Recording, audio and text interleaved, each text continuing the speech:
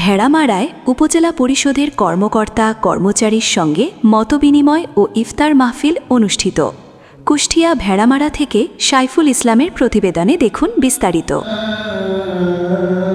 কুষ্টিয়ার ভেড়ামারা উপজেলা পরিষদের কর্মকর্তা কর্মচারীর সঙ্গে মতবিনিময় ও ইফতার মাহফিল মঙ্গলবার বিকেলে উপজেলা অডিটোরিয়ামে অনুষ্ঠিত হয়। ভেড়ামারা উপজেলা নির্বাহী অফিসার রফিকুল ইসলামের সভাপতিত্বে অনুষ্ঠানে প্রধান অতিথি হিসেবে উপস্থিত ছিলেন বাংলাদেশ সরকারের কুষ্টিয়া ২ আসনের সংসদ সদস্য মোহাম্মদ আব্দুল গফুর। বাংলাদেশ জামায়াতে ইসলামী ভেড়ামারা উপজেলার সহকারী সেক্রেটারি মোহাম্মদ তারেক আহমেদের সঞ্চালনায় বক্তব্য রাখেন ভেড়ামারা উপজেলার সহকারী কমিশনার ডাক্তার মোহাম্মদ আশিক বাহার, ভেড়ামারা থানার অফিসার ইনচার্জ তদন্ত রকিবুল ইসলাম, বাংলাদেশ জামায়াতে ইসলামী কুষ্টিয়া জেলা প্রশিক্ষণ সম্পাদক ডক্টর নুরুল আমিন জসিম, ভেড়ামারা উপজেলা আমির মোহাম্মদ জালাল উদ্দিন, সাধারণ সম্পাদক শফিকুল আলম প্রমুখ।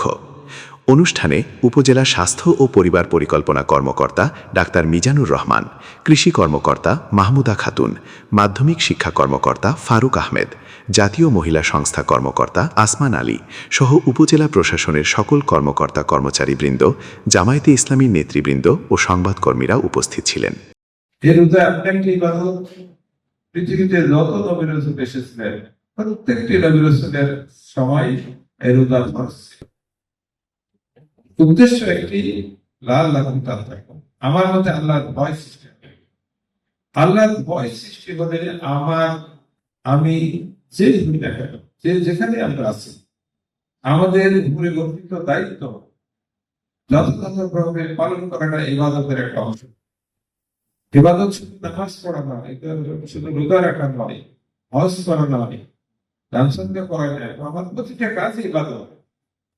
আমি যে অবস্থায় আছি সেই অবস্থায় আমার দায়িত্ব যথাযথভাবে পালন করাটাই আমার ইবাদত।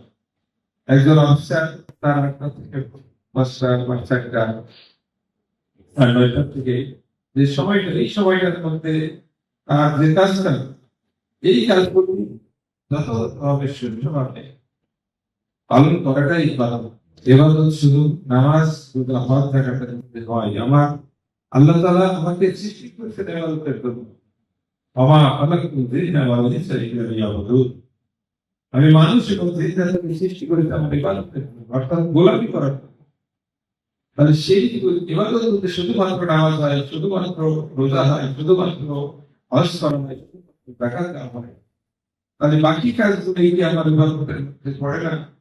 আমার প্রত্যেকটি কাজ সেটা যদি আমার সততা, নিষ্ঠা, কৃতজ্ঞতার সাথে আমার দায়িত্ব পালন করে প্রত্যেকটি কাজ আমার ইবাদত। আমার ব্যবসা ইবাদত, আমার চাকরি ইবাদত, আমার আমার কথা বলা ইবাদত, আমার লেনদেন, মহাভারত সবগুলি ইবাদত।